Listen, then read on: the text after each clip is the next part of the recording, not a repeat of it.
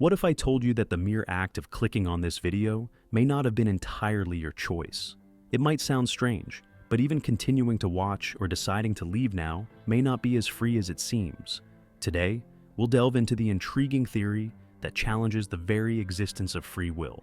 Before we dive deeper, it's essential to understand what we mean by free will. While definitions can vary, the most common understanding is that free will is the ability of a person to make decisions based on their own volition, free from external influences. It is the power to choose or act without being directly shaped by prior events. In simpler terms, free will is the capacity to, at some level, determine one's own destiny. There are many ways to challenge this idea. For instance, Benjamin Libet's experiment revealed that the brain begins to prepare for action before we are even consciously aware of our decision. Or consider how genetics shape our personalities and affect the choices we make. There's also the theory of behaviorism, which suggests that our interactions with our environment heavily influence the decisions we make, and of course, many of us claim we'll be more productive. Yet here we are, watching YouTube videos. However, in this video, we'll focus on a more practical and dynamic approach with a touch of philosophy. Part 1. Causality. To begin exploring this concept, let's start with a simple principle. Every event occurs because something preceded it. Makes sense, right? To illustrate this, imagine the following situation. You are walking down the street when a seemingly lost person asks you for directions. You decide to help and point them in the right direction. In gratitude, the person extends their hand and you shake it. Then, both of you go on your way. Upon closer analysis, you only shook their hand because they extended it first. They did so because you helped them. And you only helped because they asked, being lost. Thus, there is a chain of events leading up to the present moment. If any of these events had been altered, the outcome would have been completely different. So, what happens in the present isn't a free choice, but rather the result of all the variables presented along the way. And these variables, of course, were not chosen by you. They simply emerged. This leads us to conclude that your fate is shaped by prior factors. In other words, we don't act, we merely react to the environment around us. Now, suppose you think something like, okay, I don't control the people I interact with, or the situations around me, but I still have the freedom to choose how I respond to those circumstances. Well, that brings us to the next point of discussion. Wandices. Part 2. Desire. We agree that we have choices, but those choices are shaped by our environment. Nevertheless, within those limited options, we can still select what we desire, right? Well, it's not quite that simple. Imagine I offer you 2 flavors of ice cream, only 2 options, chocolate and lemon. Here, the point is that you didn't choose which options were available, but you can supposedly decide which one you prefer. So, you make your choice. Let's say you choose chocolate. Now, think about why you chose chocolate over lemon. Probably because you like chocolate more than lemon, or, while liking both, you still prefer chocolate. This means your desire for chocolate was stronger than your desire for lemon, and that's why you opted for it. But here's the question. Can you choose what you desire? I'm not asking if you can choose which ice cream to take, but whether you can control what you want. Try genuinely preferring lemon over chocolate, or liking lemon more, all of a sudden. You can't, right? You simply prefer one over the other. The crux of the matter is that you don't control what you want. You just want. Thus, your fate is dictated by your desires, but those desires, in turn, aren't controlled by you. Now, imagine you say, what if, despite preferring chocolate much more, I choose lemon just to prove that I have free will? Wouldn't that show that, despite favoring one, I can still choose the other? Here's where things get a bit more complicated, but the fundamental point remains unchanged. The only difference now is that your desire to prove you have free will becomes stronger than your desire for the flavor you prefer. And just like before, that desire to prove something wasn't created by you, but arose in response to the dilemma I posed. Part 3. Could you have chosen differently? Now, consider a game of billiards. When you take a shot, several variables determine what will happen to the ball: the angle of the cue, the point of contact with the cue ball, the applied force, the direction, and even factors like temperature, humidity, and wind can play a role. If any of these variables change, the final result changes as well. Now, imagine if we could recreate exactly the same conditions from the moment of the first shot. If we repeated the shot numerous times, the result would always be the same because all the variables would remain identical. Now, apply this logic to the ice cream choice. Imagine you walk into a room and I tell you that I'm going to prove you don't have free will. I then ask you to choose between chocolate and lemon. Even though you like chocolate more, you decide to choose lemon just to defy me, knowing that you're being tested. However, what I then explain to you is that the very fact you wanted to defy me led you to choose lemon. In other words, your choice of lemon wasn't truly free. You never would have chosen chocolate because the desire to challenge me was the decisive factor in your decision. Part 4. Why this is a good thing. Contrary to what many might think, this idea can be quite positive, bringing benefits and even peace of mind. Let's explore this further. Think of a choice you made in the past, something you said and later regretted, or an action you wish you had done differently. Now, try to place yourself exactly in the same situation as when it happened. What this theory suggests is that you couldn't have acted any differently.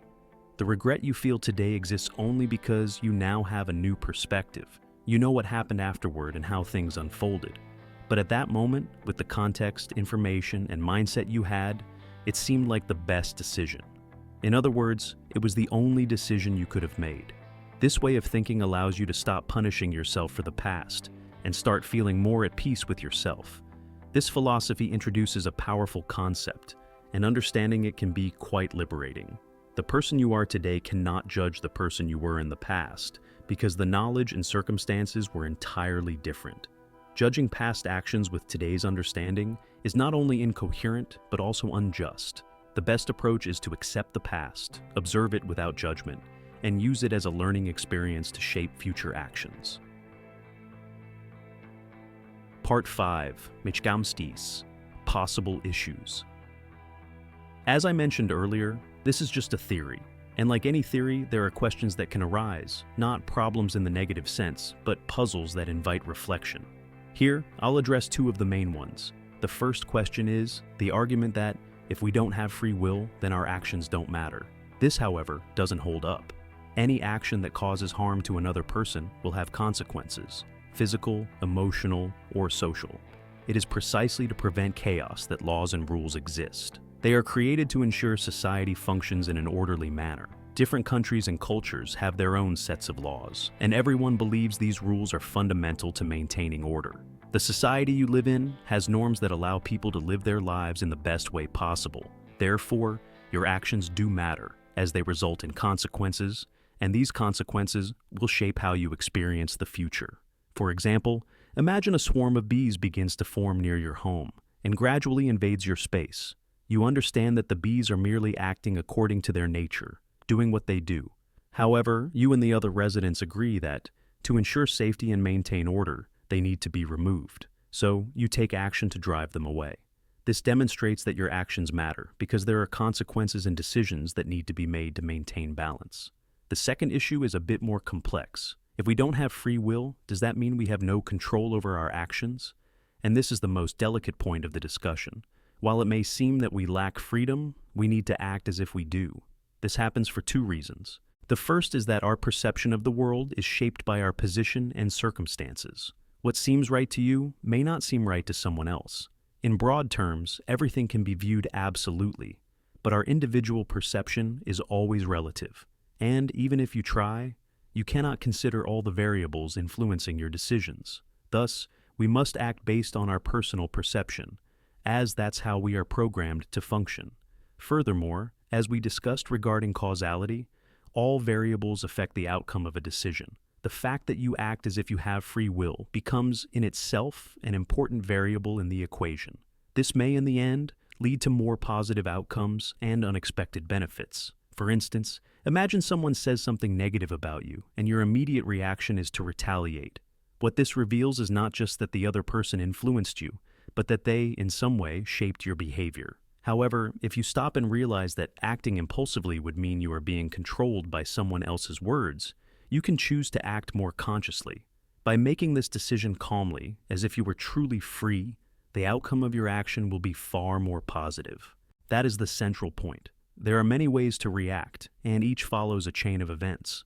But the one that brings you the most benefits is the one where you understand causality and choose to act as if you have total control.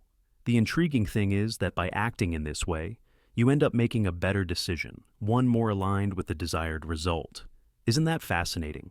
The very understanding that you don't have freedom becomes a powerful variable in your decisions, helping you make more conscious choices.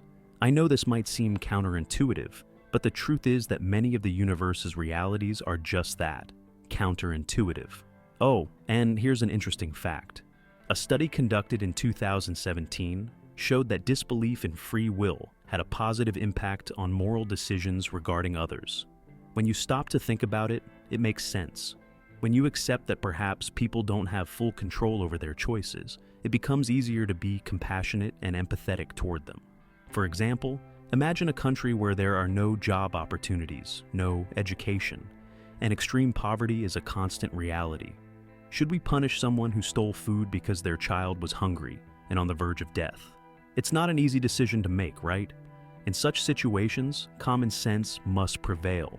We need to be understanding, but at the same time, when someone breaks fundamental rules that maintain order, such as harming others, there must be punishment and consequences. The rules and punishments must be carefully considered to ensure that we achieve the best balance of justice possible in society. We now arrive at the final piece of this puzzle. How should we approach this issue? For me, the best way to face this dilemma is to understand the dynamics of causality that affect us all. By doing so thoughtfully, we can make more just and positive moral judgments about the past. We should not cling to the past or be consumed by regret, as the decisions made were the best possible with the knowledge and circumstances of that moment. The past should be viewed as a source of learning, not something to torment us. The main focus should be on the present. We should allow reason to guide our actions, using the concept of free will as a catalyst to help us make more conscious and positive choices. As for the future, we should plan and prepare, but without falling into the trap of anxiety or excessive worry. By acknowledging its uncertainty, we should live the present with serenity, acting virtuously and rationally as circumstances unfold. And, if you noticed, the answer is yes. This approach is closely tied to Stoic philosophy. But that's a subject for another video. Of course, this idea has other important implications that also deserve discussion.